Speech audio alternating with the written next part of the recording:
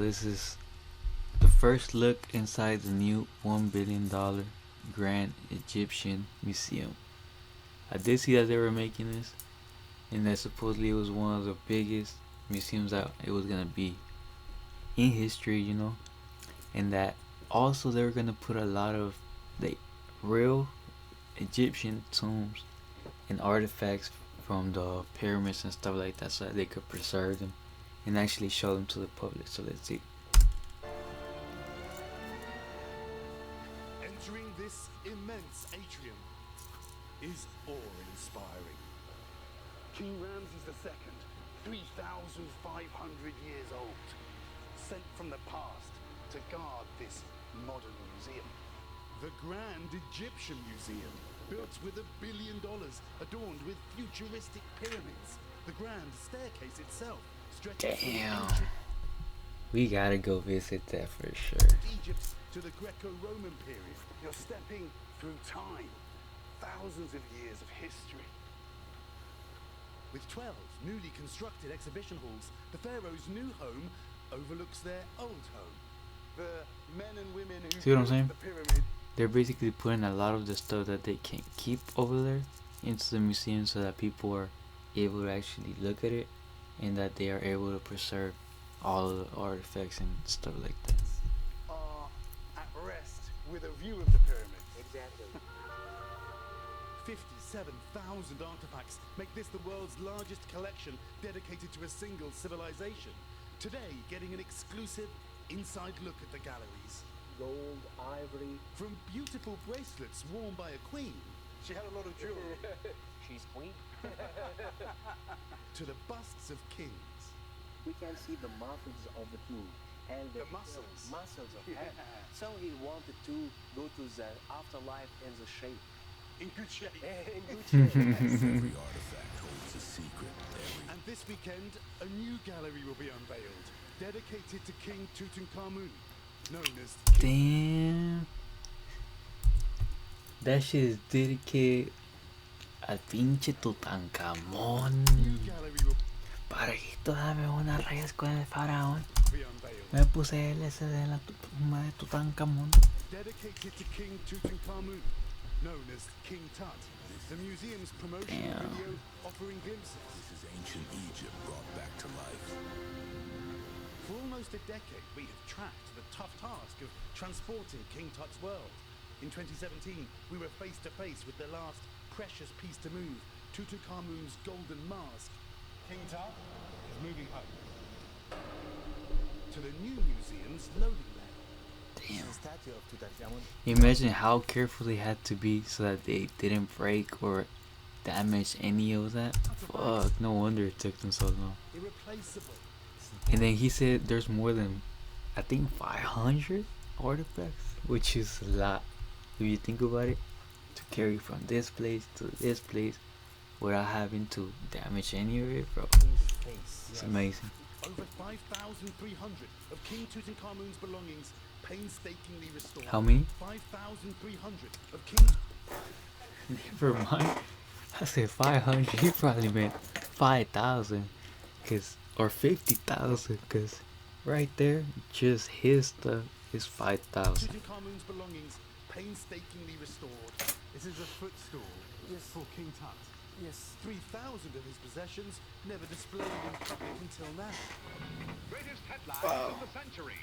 Those In handles are fire. 1922, Tutankhamun was discovered in his tomb.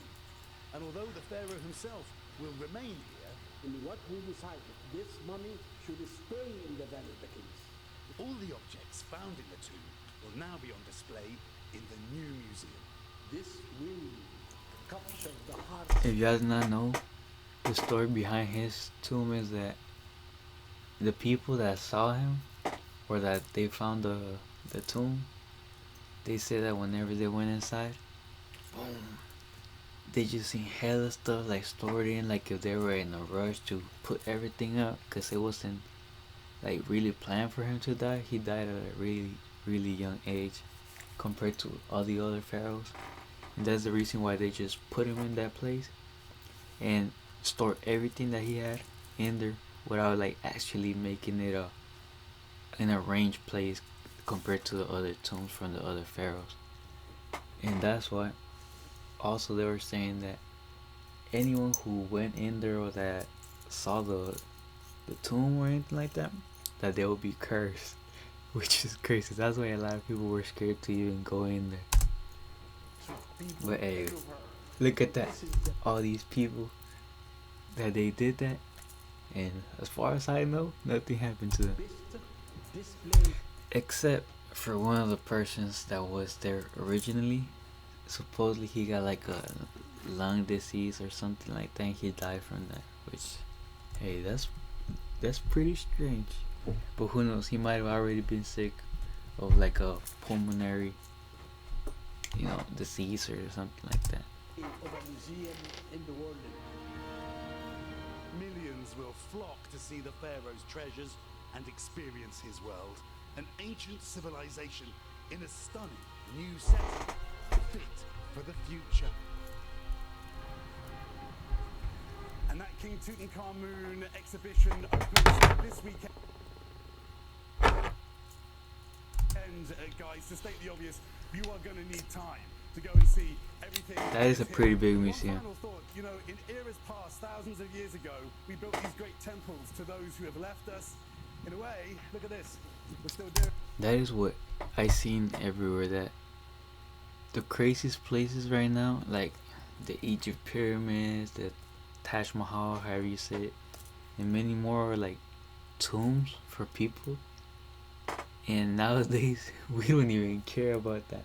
So what it's trying to say is that these people were doing all these nice tombs for them to pass on to the other side, because they believe that the big part, the good life, was on the other side, or that they had another life on the other side, and that's why they made these nice places for them to rest in, so that they could not only have a good life here, but pass on to the other side and be able to be blissful on the other side, live on the other side a good life. Hey, Kier, was there a part of the tour there that stood out to you the most? Was there one particular artifact that you enjoyed more than the others? Oh, great. We have been so lucky to follow this journey with King Tutankhamun's artifacts being moved here. We haven't yet been able to see all of them. So just to see behind the scenes, that was extraordinary. But I can't wait to go in there and see it. They're waiting to get the dignitaries in there, world leaders, to see them first, and then the likes of you and me, my friend. Wait our turn. Our Chief International Correspondent, Kier Simmons, from Madrid. They're basically saying they gonna let the elites go first, and then you can go. The summit there in Egypt. Kier, thank you. That's cool. Yeah, that was very cool. I did like those King Tut bedazzled flip-flops. See? That's what I said. Those look badass, bro. Even though they look old, like, you can still see that they were like real shiny when they were like first made. Honestly, it's serious. You're looking for a Christmas present for Carson. That's just right Bid now, bid high. right in your lane. All right, Al. They're what you got? beautiful, Well, bro. I got a forecast there, Pharaoh and warmer, but here. Alright, man, that was it for this video. If y'all enjoyed, make sure to hit the like, comment, and subscribe. Don't forget those post notifications. And I'll see you guys in the next one. Stay blessed.